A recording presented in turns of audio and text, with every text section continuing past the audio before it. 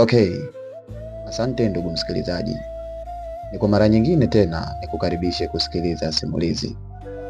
Na vile vile nikukumbushe tu pia usisahau kusubscribe channel yetu ili kuwa wa kwanza kujipatia simulizi mbalimbali na za kusisimua. Asante, karibu sana. Asante sana ndugu msikilizaji. Ni mara nyingine tena, usichoke kunifuatilia ili kupata hadithi kem za kuvutia pamoja na zile ambazo zina hisia kali ndani yake. Siku zote usikae ukazungumza ukasema kwamba eti siwezi kupata sijui mwanamke mtandaoni au wanawake wote wa mtandaoni hawafai sijui. Hebu angalia history ya kijana mmoja ambaye amejiokotea mwanamke mzuri, hatimaye mpaka kufanikiwa lengo lake kupitia hiyo mitandao ambayo wewe unasema kwamba huwezi kupata mwanamke mzuri. Hebu sikia hii. Jioni moja tulivu, kijana mmoja alikuwa akijulikana kwa jina la Mbonge. Alikuwa amekaa peke yake akipitia TikTok.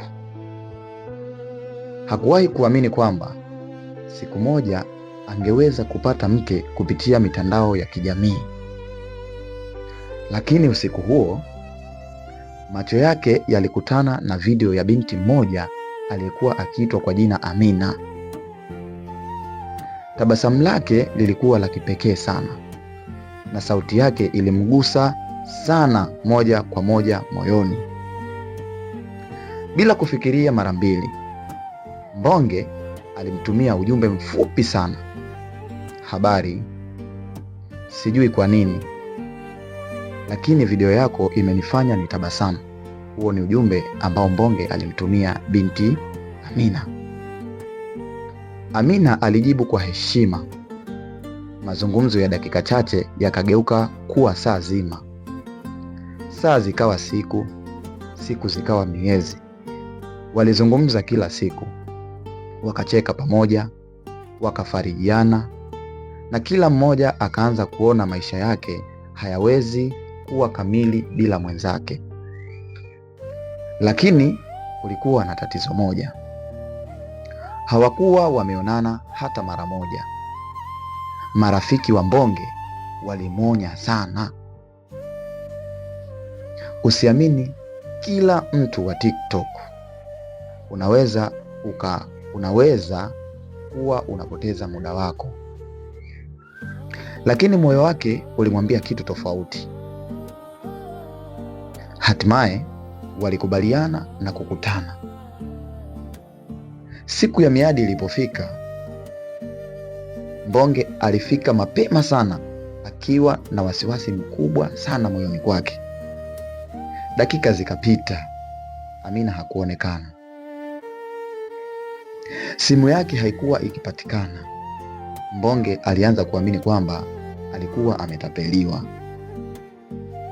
Akiwa amekata tamaa na kuamua kuondoka, ghafla alisikia sauti ikisema, Mbonge.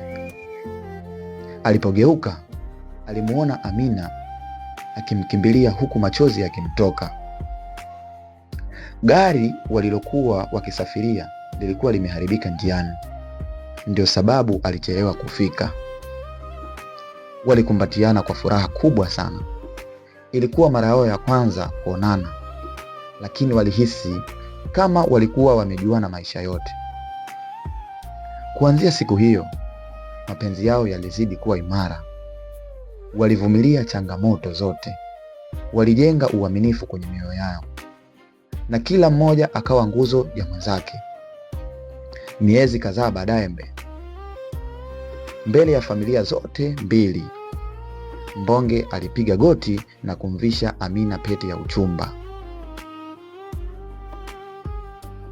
Amina, akiwa na macho yaliyojaa machozi ya furaha, alisema, ndiyo, nitakuwa mke wako. Baada ya maandalizi, siku ya harusi ilifika. Kanisa lilijaa ndugu, marafiki na majirani. Wengi walikuwa wakisema, hakika penzi linaweza kuanzia popote, hata kama ni TikTok. Walipofunga ndoa, Mbonge alimshika mkono mke wake na kusema, sikuwahi kujua kwamba kubonyeza video moja tu ungebadilisha maisha yangu milele. Na tangu siku hiyo waliishi maisha yenye upendo, uaminifu na furaha, wakithibitisha kuwa penzi la kweli halichagui mahali pa kuanzia, bali mioyo ya watu wanaolijenga kwa dhati. Asante sana kwa kunisikiliza. Usichoke kunifuatilia. Pia usisahau kusubscribe channel yangu ili kupata hadithi nzuri kama hizi na kemkem. Asante sana.